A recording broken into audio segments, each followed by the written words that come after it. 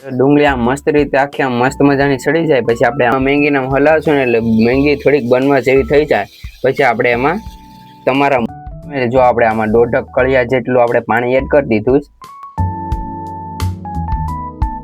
Hello YouTube family, જય માતાજી. કેમ છો બધા? મજામાં ને મજામાં જ. સ્વાગત છે તમારું ફરી આપણા એક નવા વ્લોગની અંદર.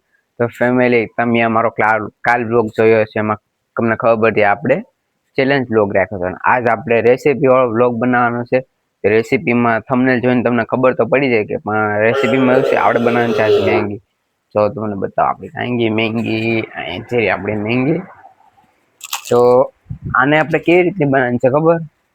આને બનાવવાનો મતલબ એમ છે કે આને આપણે રસાવાળી એટલે કે મરચું ને એવું બધું એડ કરીને બનાવવાની છે. તો આપણા વ્લોગમાં કન્ટિન્યુ બનાવ્યો તમને પણ જોવા મળશે કે આપણે કેવી રીતની મેંગી બનાવીએ છીએ. તો આપણા વ્લોગમાં કન્ટિન્યુ બન્યા રહેશે. ફેમિલી, તો સૌથી પહેલા આપણે આપણી આ મેંગી છે ને એને એક થાળીમાં કાઢી લેવાની છે. એમાં જે પડીકી આવે ને એ આપણે સૌથી પહેલા કાઢી લેવાની છે. હાલો પહેલા એને કાઢી લઈએ. તો પછી આપણે લેવાનું છે મરચું, ધાણા જીરું, પછી આપણે મેંગીમાં આવી પડીકી ને હળદર. એ વાટકામાં તમારા હિસાબથી છે ને અને લઈ લેવાનું છે ને પાણી નાખીને મિક્સ કરી નાખવાનું છે. જો તમને બતાવો તો જોવું ફેમિલી, આપણે ઓલું બધું મરચું ને હળદર ને ધાણા જીરું લીધું ને આપણે એની હારે આપણે મેંગીમાં પડીકી આવે ને એ પણ એડ કરી લેવાની છે. પછી પાણી નાખીને હલાવી નાખવાનું. જો આપણે મસ્ત રીતે હલાવી દઉં, આટલું કામ થઈ જાય પછી આગળ શું કરવાનું છે ખબર?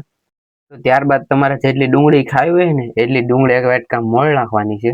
તો પછી આપણે એક લેવાનું છે તપેલીમાં 2 પાવડા જેટલું તેલ નાખી, તેલ આમ થોડુંક ગરમ થઈ જાય પછી આપણે તમારી હિસાબથી આ જીરું થોડુંક નાખ દેવાનું છે.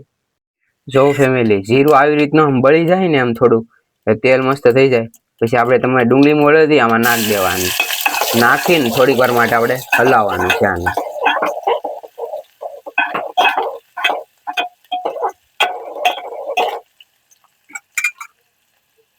ડુંગળી આમ મસ્ત રીતે આખી આમ મસ્ત મજાની સડી જાય પછી આપણે આ મરચું હોય ને એ મરચું આમાં અંદર નાખ દેવાનું છે. મરચું નાખીને થોડીક વાર માટે પછી પાછું આપણે હલાવવાનું છે.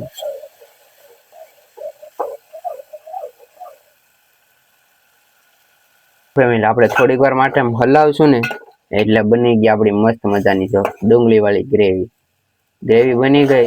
એટલે પછી આપણે પાછું થોડીક વાર હલાવ પછી આપણે જે વાટકામાં જે આ મેંગી કાઢી હતી ને આ મેંગીને પછી આપણે આમાં આવી રીતની એડ કરી નાખવાની છે.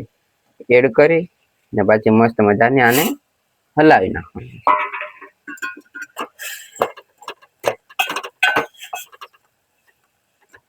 આપણે જો ગ્રેવીમાં મેંગીને હલાવશું ને એટલે મેંગી થોડીક બનવા જેવી થઈ જાય પછી આપણે એમાં તમારા મુજબ એટલે એક દોઢ ગ્લાસ જેટલું પાણી એડ કરી દેવાનું છે.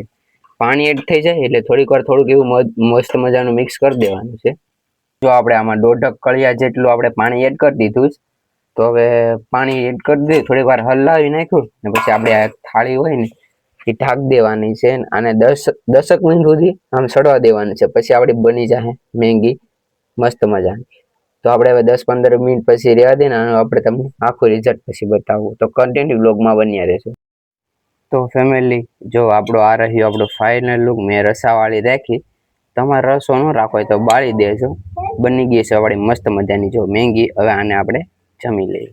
તો જો ફેમિલી, બની ગઈ છે આપણી મસ્ત મજાની મેંગી. તો હાલે હવે આપણે એને જમી લઈએ. તો ફેમિલી, એક નંબર મેંગી બની. ફેમિલી, આજનો વ્લોગ આપણો અહીંયા સુધી તો આશા છે તમને ગમે છે. જો આપણા આવો રેસીપી વાળો વ્લોગ તમને જોવા ગમતા હોય ને આપણા પેજને સબસ્ક્રાઇબ કરી લેજો. ને વ્લોગ કેવો લાગ્યો ને કમેન્ટમાં જણાવવાનું ભૂલતા નહીં. તો આપણે વ્લોગને હવે એન્ડ આપી દઈએ. આશા છે તમને વ્લોગ ગમ્યો હશે. ગમ્યો હોય તો યાર લાઈક, કમેન્ટ, શેર, સબસ્ક્રાઇબ કરવાનું ભૂલતા નહીં. મળીએ તમને ક્યાં નવા વ્લોગમાં. ત્યાં સુધી જય માતાજી એન્ડ બાય બાય. સબસ્ક્રાઇબ કરવાનું ભૂલતા નહીં. Bye bye.